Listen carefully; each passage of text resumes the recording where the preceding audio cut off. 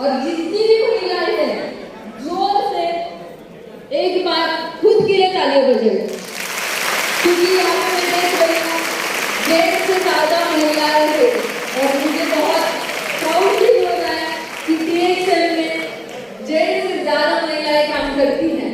और मैंने कैसे किया। Good morning sir. Good morning recording करिए कोई। Yes sir, good morning sir.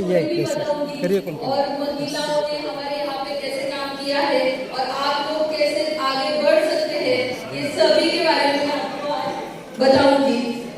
Sir slide.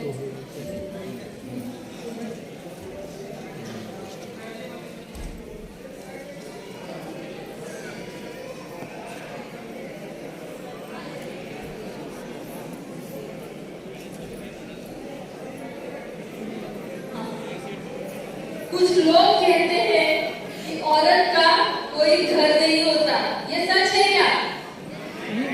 कुछ लोग कहते हैं दीदी, लेकिन सच तो ये है कि औरत के बिना कोई घर नहीं होता। आप थोड़ा इमेजिन करिए कि इस हॉल में आज 150 से ज्यादा औरतें बैठी हैं। मुझे ये पता है कि घर में अगर 4 दिन एक औरत नहीं होगी तो घर का हालत क्या होती है। जेंट्स का आवाज सुनना चाहूंगी मैं। घर के हालत कैसे कर लेते हो? एक दिन भी अगर औरत घर में नहीं हो तो घर का हालत हम सोच सकते। तो आप सोचिए कि ये पृथ्वी पे अगर औरत नहीं होगी तो क्या होगा? कोई मजे है क्या? कोई कुछ भी नहीं होगा, क्योंकि एक औरत बेशकीमती तोहफा है। मुझे ऐसा लगता है कि औरत ने जो बचपन से लेके आज तक मेरा अगर खुद का कहूंगी कि जब मैं छोटी थी हमें घर में क्या सिखाया जाता है? बच्चे तुम्हें पढ़ना लिखना है, उसके बाद शादी करके ससुराल जाना है, इतना ही सिखाते हैं ना। कभी ऐसे बोलते हैं कि कुछ करना है? अभी का जो टाइम है वो बदल चुका है। अभी लेडीज को आगे आने के लिए दे रहे, फिर भी कई गांव कई शहर ऐसे हैं आज भी लेडीज को आगे आने नहीं देते हैं। लेकिन मैं मेरा सौभाग्य कहूंगी कि मुझे शादी के बाद भी मेरे हस्बैंड ने यहाँ तक लाया है, क्योंकि मुझे पता है जब मेरी शादी हुई थी तो मैं माइक भी हाथ में पकड़ नहीं सकती थी, इतना मैं डरती थी। आज उनकी वजह से मैं यहाँ तक पहुंची। तो उनकी एक बात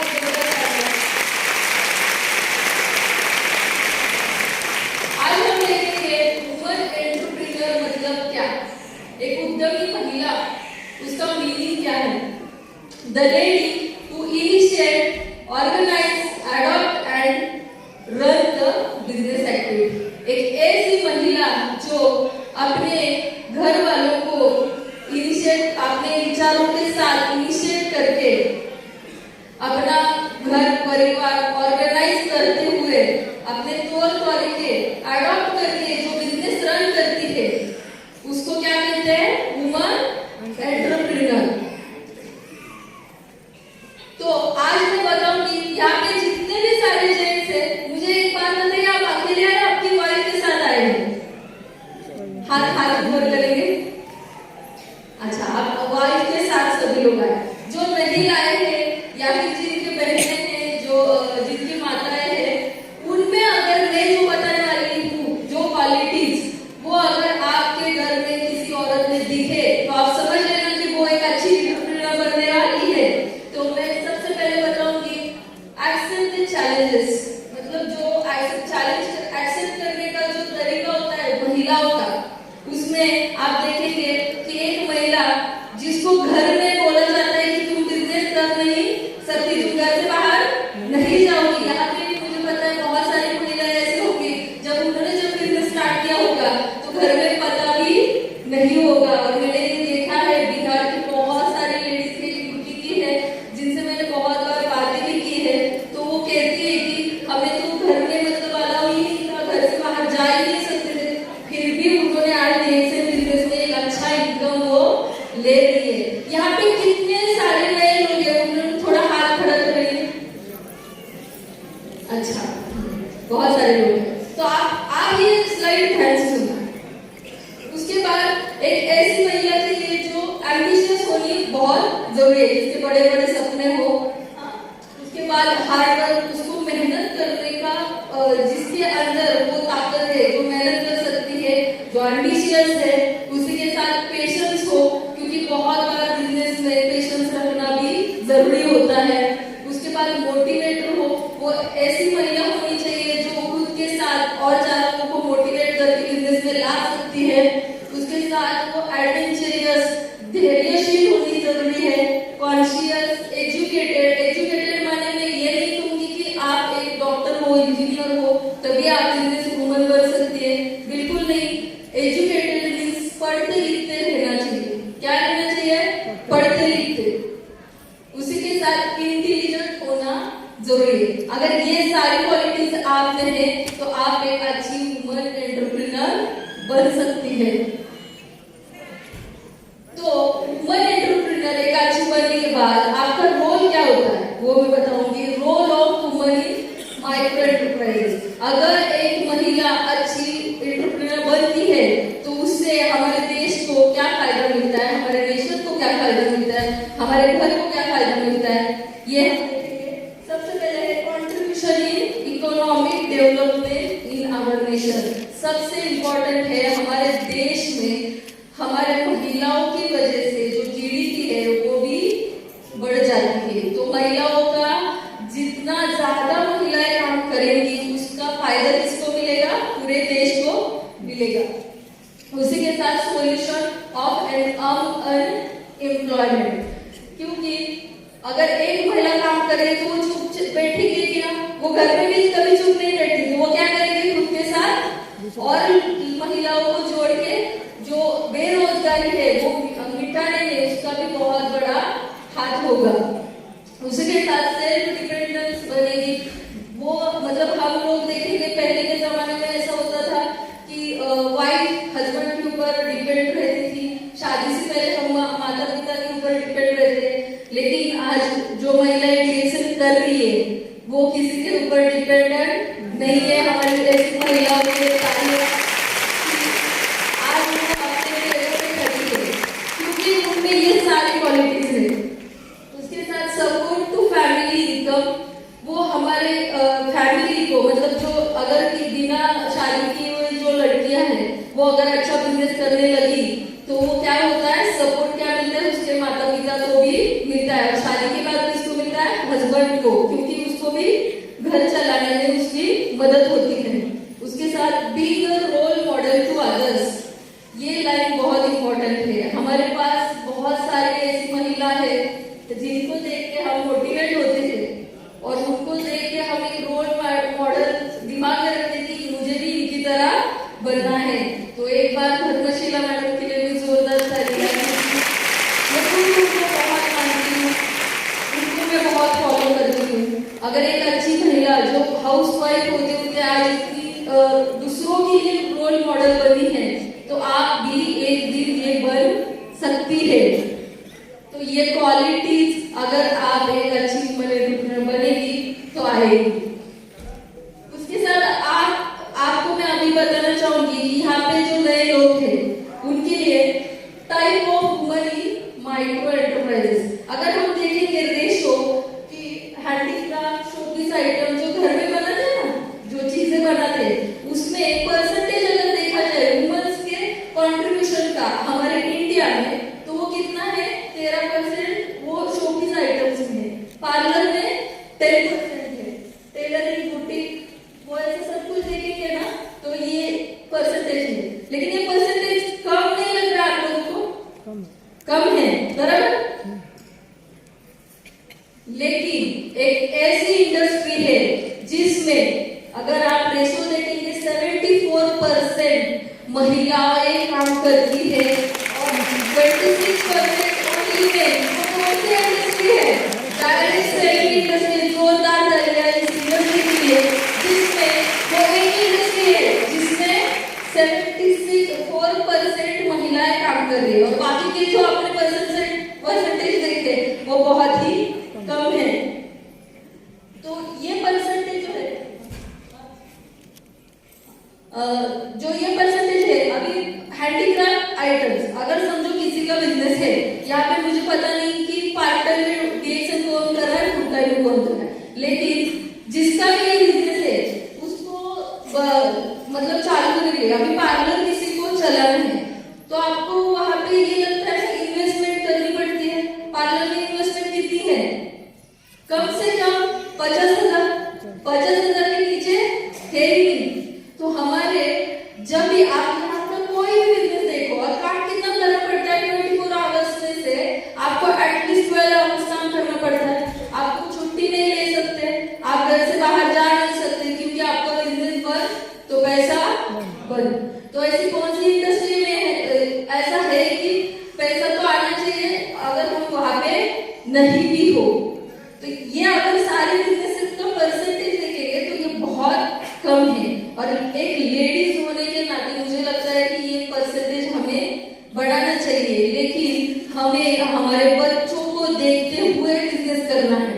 तो एक ऐसा बिजनेस मैं आपको बताऊंगी जिसमें आप आपके बच्चों को देखते हुए और इतना सारा इन्वेस्टमेंट करने की जरूरत नहीं है। कम इन्वेस्टमेंट में आप बहुत ज्यादा फायदा मिलेगा। ऐसा कौन सा बिजनेस कर सकती है? तो डीएक्सएल के लिए जोरदार तालियां। मैं अभी आपको बताऊंगी कि भाई DXL is the best opportunity for woman entrepreneurs. क्योंकि सबसे पहले देखेंगे नो एम्प्लॉइज। अगर आप पार्लर खुद का चालू कर रहे हैं तो वहां पे एम्प्लॉइज रखने की जरूरत है? जरूरत है ना? आप बोलेंगे तभी मैं बोलूंगी जरूरत है। यस। डीएक्सएल में आपको काम करने के लिए एम्प्लॉइज की जरूरत है? नहीं, क्योंकि हम क्या बनाते हैं?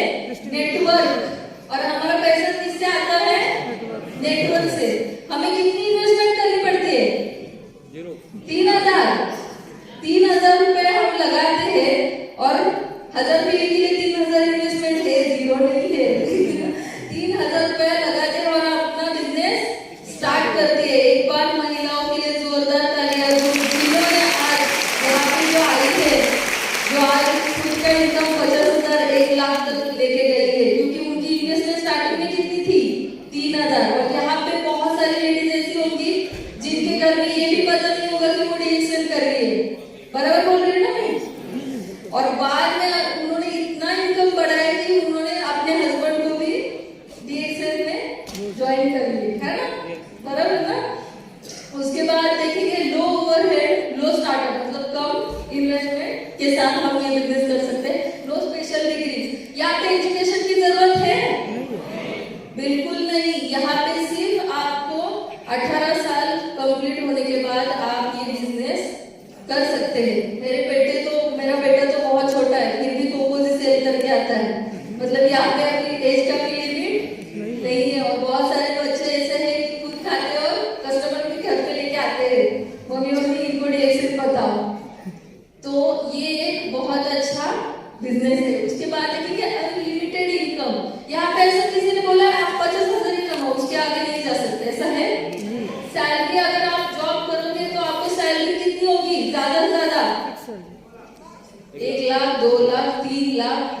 3 लाख से आगे मैंने सुना नहीं है। और जो भी है वो बहुत ही रेयर, बहुत कम उतना सैलरी तक। और वो वहां तक पहुंचने के लिए आपका एज कितना हो जाएगा?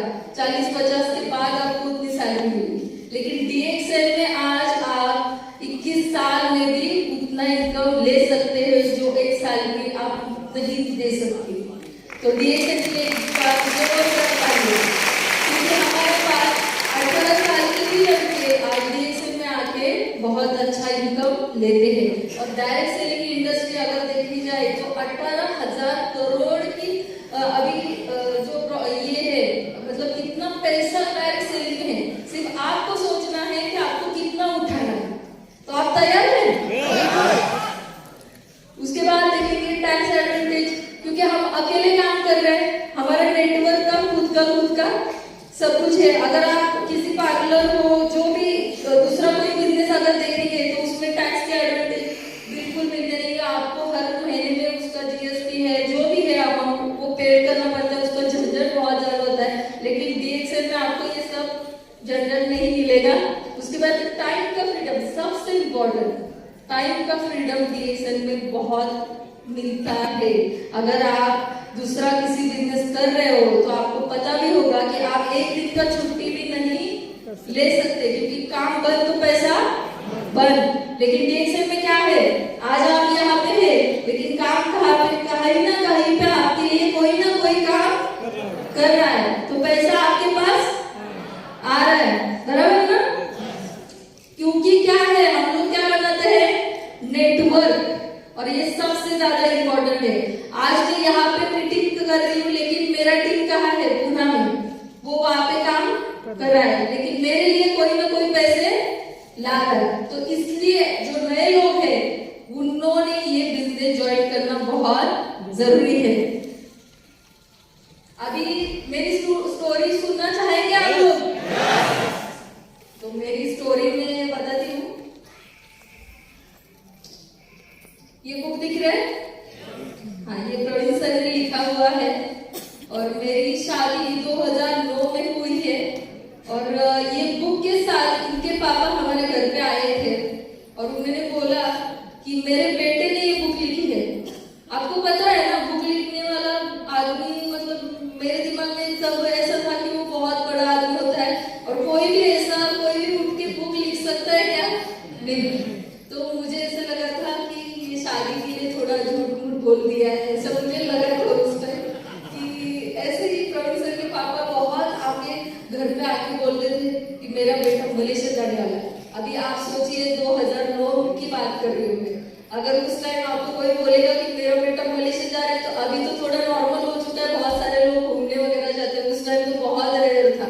4 व्हीलर भी एक दूसरे घर में थी, ज्यादा घरों में 4 व्हीलर भी नहीं थी, और इनके पास 4 व्हीलर भी थी। उसके साथ इनके पापा आगे बोलते थे कि मेरा बेटा 40,000 रुपए कमाता है। कब? 2009 में।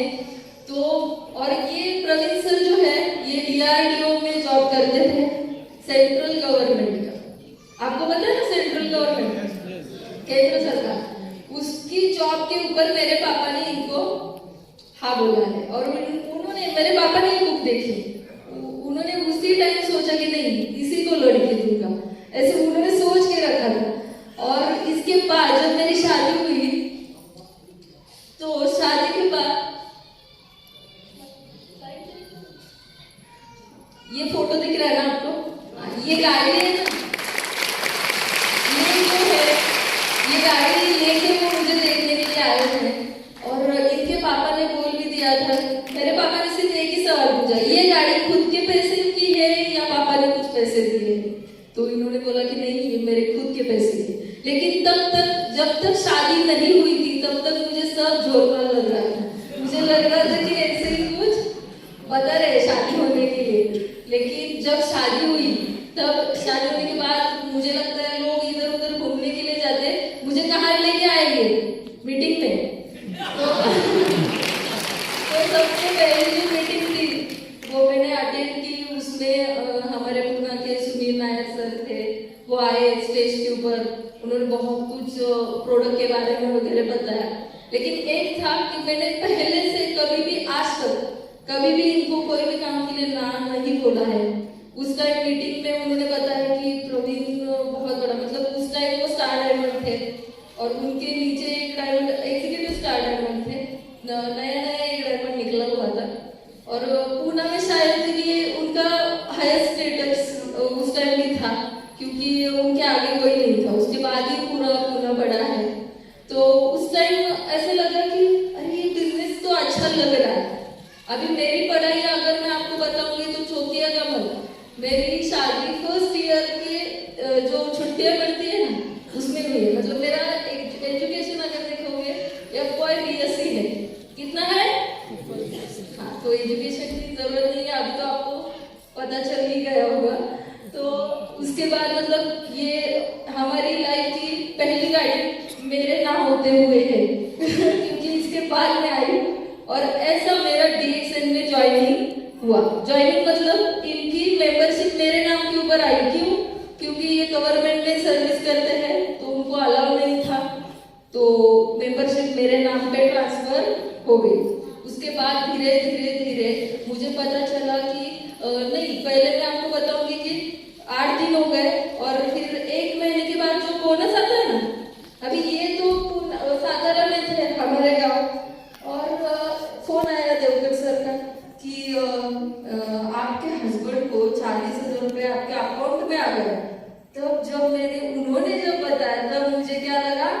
रियल कि सच में ऐसा कोई बिजनेस है जिसमें घर में बैठे हुए भी पैसा आ रहा है। वो रियलिटी थी ना, गाँव में थे, गाँव में है फिर भी सैलरी आती है, क्योंकि गवर्नमेंट का जॉब में तो कैसे उनको तो जाना पड़ता ही है, लेकिन वो शादी के लिए छुट्टी निकाले थे तो घर में ही थे। तो तब मैंने थोड़ा सीरियसली लिया कि कुछ अलग ही है ये बिजनेस। तो उसके बाद हमने हमारी ड्रीम फाइल वगैरह, फिर मैं मीटिंग में जाने लगी उनके साथ। और फिर DXN पे एक है कि जितनी मेहनत उन्होंने की है ना, उसमें मैंने कभी उनको ये नहीं बोला कि अभी शादी हुई है तो आप मत जाओ। मैं यहाँ पे बैठे सभी लेडीज को बोलना चाहूंगी, भले आप काम करो, DXN का नहीं करो, लेकिन कभी भी अपने हस्बैंड को मत रोको किसी भी काम के लिए। अगर वो जा रहे तो वो आपके लिए काम करे, ये याद रखना। ये काम किसके लिए कर रहे हैं? हमारे पति जब काम करते थे किसके लिए करते हैं? जब मेरी शादी हुई थी वो आते थे सुबह 8 बजे, उनको ऑफिस जाना था, 5 बजे आते थे, फ्रेश होके 5 मिनट में वो निकलते थे, क्योंकि 6 बजे उनको एक मीटिंग पे पहुंचना पड़ता था। रात के 11-12 बजे वो आते थे। उसके बाद ये जो गाड़ी दिख रही है ना, एक एडवर्टाइज आया था गाड़ी टीवी पे, वहां पे ये टीवी पे सिर्फ मैंने इनको बोला कि काश ऐसी कार हमारे पास होगी, क्योंकि गाड़ियों का शौक तो मुझे भी है बहुत ज्यादा। और DXN में मुझे पता था, क्योंकि मुझे ये रियलिटी ये भी पता चली कि वो शादी के 6 महीने बाद ही वो मलेशिया भी चले गए। वो रियल था, उनके जो पापा बोलते थे वो रियल था। तो फर्स्ट मलेशिया ट्रिप मैंने खुद देखा कि वो DXN की वजह से हुआ। तो ये गाड़ी के लिए सिर्फ मैंने इतना बोला था कि काश हमारे पास भी ऐसी गाड़ी हो। तो इन्होंने बोला ठीक है हम देखेंगे। जब मेरा बर्थडे आया तो ये गाड़ी हमने बुक कर ली।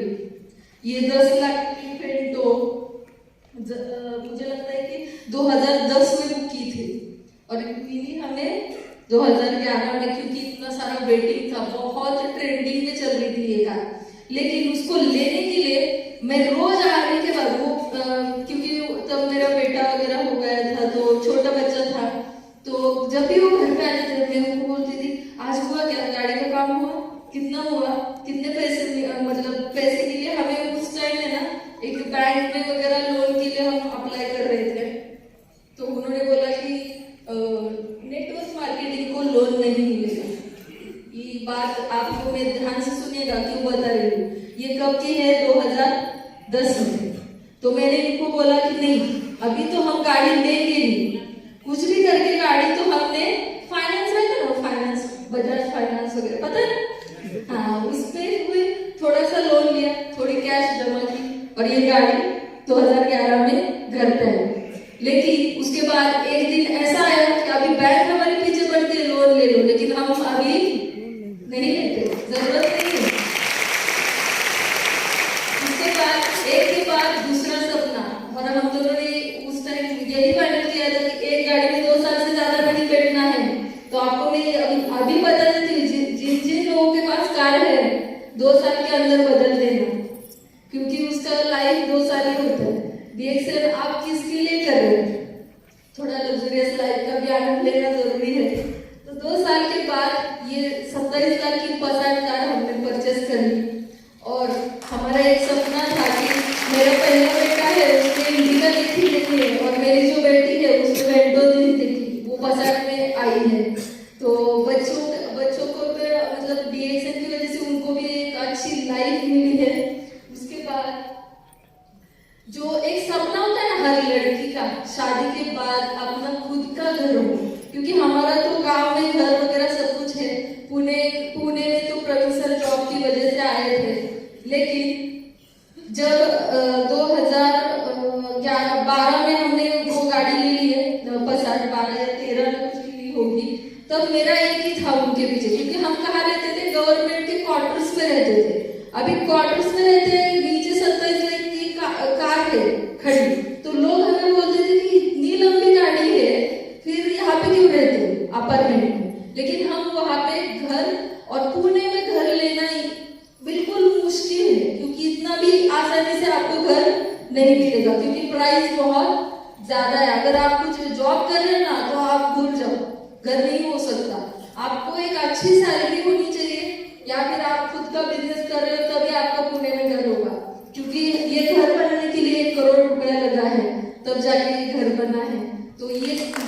सबसे बड़ा जो सपना था वो DXM की वजह से हमारा पूरा हुआ। उसके बाद आप देखेंगे अभी तो घर भी 1 करोड़ का हो गया, लेकिन गाड़ी फिर मैंने इनको बोला कि नहीं अभी गाड़ी हमें चेंज करनी पड़ेगी।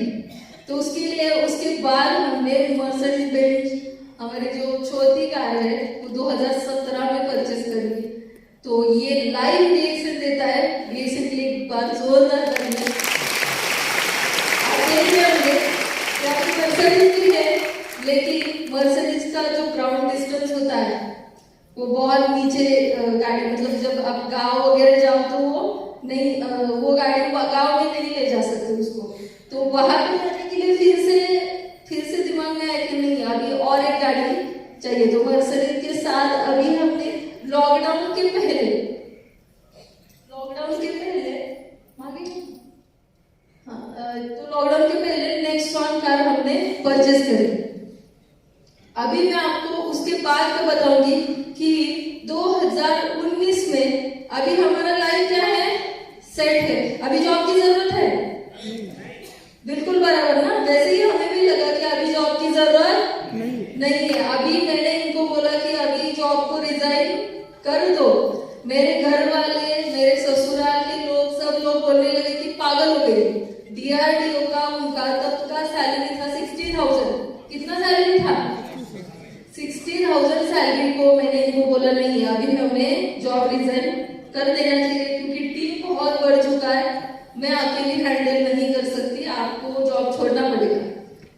और सब अच्छा चल रहा था। जॉब छोड़ा हमने जुलाई में कुछ 17-18 जुलाई में कुछ जॉब छोड़ दिया। उसके बाद बाली घूम के आए हम, और इसी के साथ साथ हर साल हम दोनों TSI पे जाते हैं, बाली वगैरह आए। उसके बाद बहुत अच्छे से फुल टाइम में DXM स्टार्ट कर दिया, बहुत अच्छे से काम चल रहा था।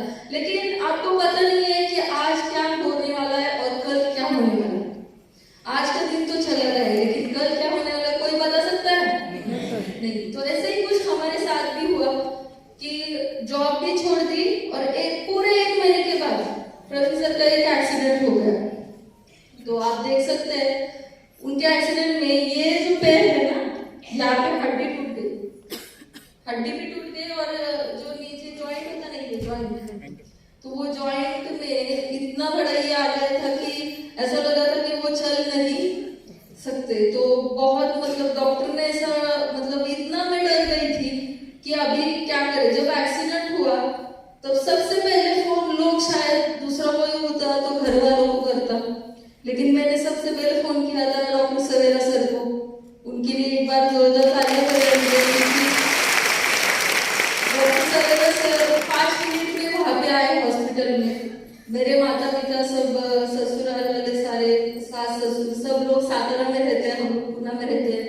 मेरे बच्चे भी थे उनके साथ। उनको एक टेम्पो ने टक्कर मारी थी, तो एक एक्सीडेंट उनका बहुत बड़ा हो चुका था। तो उस टाइम सर आए, और सर ने बोला कि डरना मत, देख लेते क्या हुआ। जब एक्सरे वगैरह निकाला तो इतना बड़ा क्रैक वगैरह हुआ था, और उनके पैर में आज भी आप हाथ लगाएंगे तो पता चलेगा कुछ 23-24 स्क्रू है यहाँ जॉइंट में। तो डॉक्टर ने तो मुझे एक्सरे देखने के बाद तुरंत बोल दिया था कि लगभग 1 साल तक चल नहीं सकते। मतलब आप सोच सकते हैं कि जॉब भी छोड़ दी थी, और ये अचानक से बहुत बड़ा संकट भी आ गया। लेकिन उस टाइम सब लोग घर से भी आ गए, लेकिन उनसे सबसे पहले मेरी DXM की फैमिली वहां पे आ गई थी। तो इमोशनल होता है कि जहाँ पे उन्होंने 13 साल सर्विस की है, वहां से एक भी आदमी उनको देखने के लिए नहीं आया। लेकिन हमारे DXM के लोग इतने आते थे कि डॉक्टर ने मुझे एक बार केबिन में बुलाया और पूछा कि ये आदमी है कौन, इतने लोग क्यों आ रहे हैं, मतलब बड़ी लाइन्स। और एक तो आपको पता है हॉस्पिटल में लोग ज्यादा छोड़ते नहीं, जैसे आप ये लोग खड़े रहे ना, ऐसे नीचे 2-3 लाइन खड़ी रहती थी, क्योंकि प्रवीण सर का एक्सीडेंट हुआ। तब मुझे मेरे घर के लोगों से ज्यादा मेरी DXM की फैमिली काम है। मतलब मैं आपको ये बता रही हूँ पैसे किए नहीं, आपकी सुख दुख में हर जगह खड़ा रहता है। और डीएक्सएन के सिर्फ डिस्ट्रीब्यूटर्स ही नहीं, तो हमारे मैनेजमेंट भी मतलब बहुत हमारे साथ खड़ी रही। उस टाइम सर थे, सर तो थे, लेकिन थियो सर मनीषा से आए थे, वो स्पेशली उनको देखने के लिए आए थे, तो इनको ड्रेसिंग के लिए लेके जा रहे थे। मैंने सर, हमारे जो डॉक्टर सर्जन थे, उनको बोला कि सर हमारे एक सर आ रहे हैं मलेशिया से, आप वो ड्रेसिंग बाद में करो। वो बोल रहे क्या बीवी है कि ड्रेसिंग बाद में करो बोल रही। मैंने बोला नहीं सर, वो मलेशिया से आए हैं, आपको पता नहीं है, मुझे वो ड्रेसिंग आप बाद में करो। प्रवीण सर बोल रहे नहीं वो ड्रेसिंग रहने दो। और आपको पता है ये जो एक्सीडेंट हुआ ना, दूसरे दिन मेरा मुंबई में मीटिंग था लेडीज का। Yes. कुछ लगभग उन्होंने 700-800 लेडीज का प्रोग्राम फाइनल किया था, हम लोग मीटिंग जाने वाले थे। Right. और एक दिन पहले एक्सीडेंट हुआ, फिर भी ये बंदा मुझे बोल रहे कि नहीं नहीं तू मीटिंग के लिए चले जाओ। मतलब तू मीटिंग के लिए चले जाओ, मुझे कुछ नहीं हुआ है। लेकिन उनका एक्सीडेंट इतना मेजर था। फिर ये कंपनी ने भी बहुत हमें मतलब सपोर्ट दिया है मोरली, और मतलब इतना इमोशनली भी सब लोग, बहुत सारे लोग हमारे साथ खड़े रहे। और डीएक्सएन का पावर है कि वो आज आपके सामने अच्छे से चल रहे हैं। और मैं आपको बता दूं, डॉक्टर ने 1 साल बोला, लेकिन वो 3 महीने के अंदर चलने लगे थे। क्योंकि डीएक्सएन के प्रोडक्ट कंज्यूम किए, एक दिन में उन्होंने 60 कैप्सूल खरीदे थे एक टाइम पे। आरजीजीएम स्टूलिना मोरल की पूरी एक बॉटल उन्होंने खत्म की है। तो ये डीएक्सएन के प्रोडक्ट्स की ताकत है। मतलब मैं आपको आज पूरा ये बता रही हूँ कि डीएक्सएन ना ही सिर्फ पैसे के लिए करना, लेकिन मन से करना, क्योंकि डीएक्सएन के लिए आप जितना करोगे उससे ज्यादा आपको मिलेगा।